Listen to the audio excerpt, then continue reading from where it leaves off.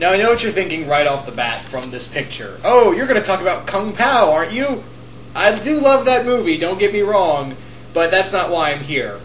I'm here to talk about something that kind of pertains to Kung Pao in a weird, kind of, sort of, pseudo kind of way. The thing I'm going to talk about is one thing that I've kind of grown to dislike, and it's been kind of festering for a while. And recently, after I watched Dominion, the first pilot to the pilot episode of Dominion, which, to quote Sherlock, I was bored. If anyone out there likes Dominion and is watching it now, that's totally fine. No ill will against you. Me personally, I was just kind of like, Defiance is back. I'm happy with Defiance. Anyway, what was I going to say?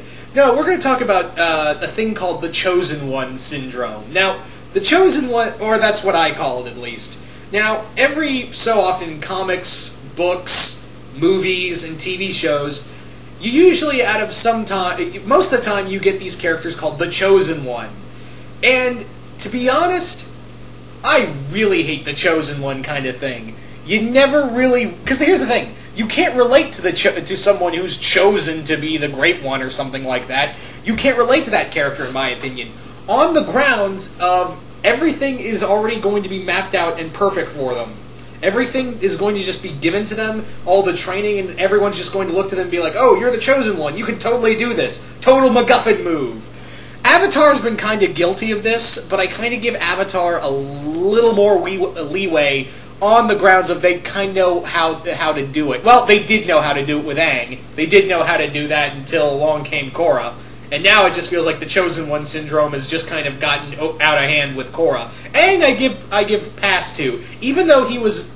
And it's not really chosen. The Avatar's not really chosen. They're born into it. They're not chosen. They're kind of born and reincarnated. It's kind of like a regeneration cycle in some cosmic sort of way. So you could look at it that way, but it's not really... but it is the destiny, the whole thing of every Avatar to maintain balance. And Aang kind of did it better, where he was born into it, but he wasn't the perfect character. Hell, he ran away and ended up getting frozen in ice for 100 years.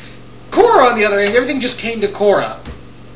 I'm still, and it's sad too, even though I bitch and moan about Korra, there's like a part of me that's still hoping that Book 3 is going to be good.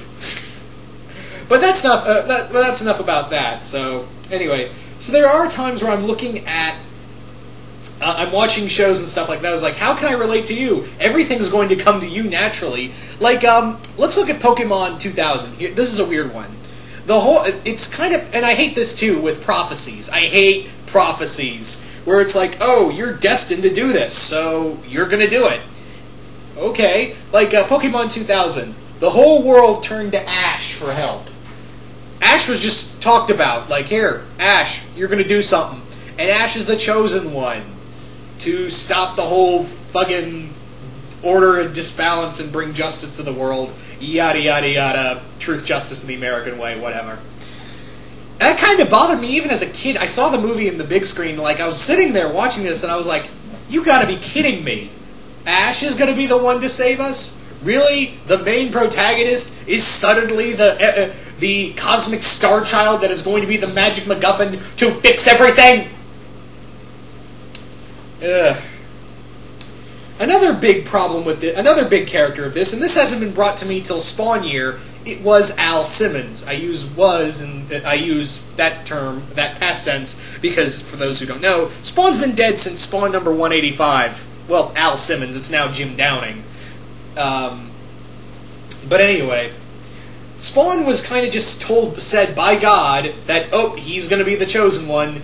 He's going to be the Chosen One to bring balance and all that. So we're just going to give him all the magic stuff. The green world, hell, heaven. When everything goes down, he's going to be the one to fix everything, right? Right? Okay. I don't know. It's just, that kind of... the whole thing of it is, and this is kind of the thing too with Chosen One characters, are that you're supposed to feel something for them. They're already predestined for greatness. They don't have to work. Some of the times they do. And there are some points with the whole Chosen One syndrome thing where you can root for the character and you know they're destined for greatness, but it just feels like preordained that they're already ready for greatness. Like, you look at the Chosen One, like anyone, like any chosen character that's supposed to be the chosen one to bring balance to the world or stop the evil or whatever. You look at them, sometimes they can be cool characters. Other times, you're just like, I don't give a fuck about you because you already know you're going to do this. It's prophesized that you are going to stop them. So there's not. It's the destination. The journey better be good because the destination's gonna suck. So that's really what I'm trying to get across. There's no real stakes for the Chosen One characters because it's already been said in prophecies that, oh, you're gonna beat them, or you're going to bring balance to the world, or you're going to bring balance to the Force, or you're going to run around the planet and I don't know where I'm going with this one. Anyway, that's kind of the thing. I know I'm bitching, but this has been something that's just been kind of festering. And after watching Dominion, I was just like, you know what? I'm going to talk about this. Because again, the character they had for the actor, well, character I should say, not actor. It's not the actor's fault. The character that is going to be the one to stop the angel invasion from Gabriel just got the tattoos, and he was prophesized to be the one to stop the angel invasion with these mysterious tattoos. And everyone's just was like treating him like shit, and then we're all like, oh, you're a god now. That's the other thing I don't like, is when the Chosen One character, again, this is another thing that doesn't really help me relate to them, is when they get worshipped. They're worshipped, they're revered. Yeah, Aang had this too. The Avatar had this too. But it's different because every Avatar had their own personality. And Aang, for the most part, had to keep being the Avatar a secret, or else the Fire Nation would come and kill him. So that was kind of the thing, was Aang couldn't just, say, I'm the Avatar, and everyone would bow to their will. Sometimes even people outside of the Fire Nation would try to kill his ass. So he had to keep, for the most part, he had to keep being the Avatar a secret. Notice how I'm giving a lot more leeway to Aang than Korra. But I digress. Again, there are a lot of characters that work for it. You see a lot. I prefer characters that when your main protagonist works for trying to be, restoring order. There is, where they have to build themselves up. They're not prophesized to do anything. They're the guy that says, no, fuck this, I'm not taking this anymore. I'm going to stand up to these people. That's kind of what a lot of characters are, that you can connect with. Like, let's take for instance Goku. Goku, even though I'm not the biggest Dragon Ball Z fan as I was in my younger years, I'll give credit when credit is due. Goku trained himself. He honed his senses to rise up to take the challenge. Granted, he went beyond power fucking levels over 9,000. Overused joke, I know. But still, I have to give credit when credit is due, is that he trained himself. He honed his senses to rise up to every challenge, and some of the times he didn't really win. It sometimes took somebody else, but it was mostly Goku. But still, there were some times when someone else had to rise up to the occasion to stop the evil while Goku was away, like Cell. Even though Goku could have beaten Cell, he allowed Gohan to defeat Cell in that battle.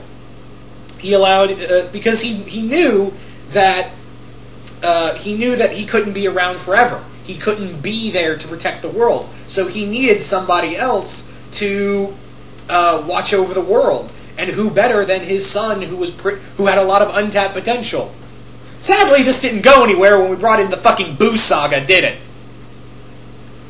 Anyway, I am bringing out a lot of venom-sealed rage in this rant video, and again, there are characters that are Chosen One-esque characters that you can really get behind and like, but for the most part, I hate the whole preordained crap. I really do, and the whole, oh, I'm the Chosen One, but I don't want to be the Chosen One. I just want to be a regular guy. Fuck you! It's already been talked about. You're gonna do it. Don't bitch. Do your job. Anyway, I'm going to stop this video right now because all it is just because I've now realized this is just me yelling. That's all it is. So anyway, I'm just going to leave it off here and ask you guys, what do you guys think of Chosen One characters? Do you guys like them? Do you guys hate them? And can you think of any exceptions to the Chosen One rule that really stand out to you? And what do you think are the best, and what do you think are the worst? That's actually the better question. What do you think are some of the best and some of the worst Chosen One characters? I really want to know what you guys think in the comments below. And yeah, sorry this kind of devolved into a me yelling video. So yeah, anyway, I'm out.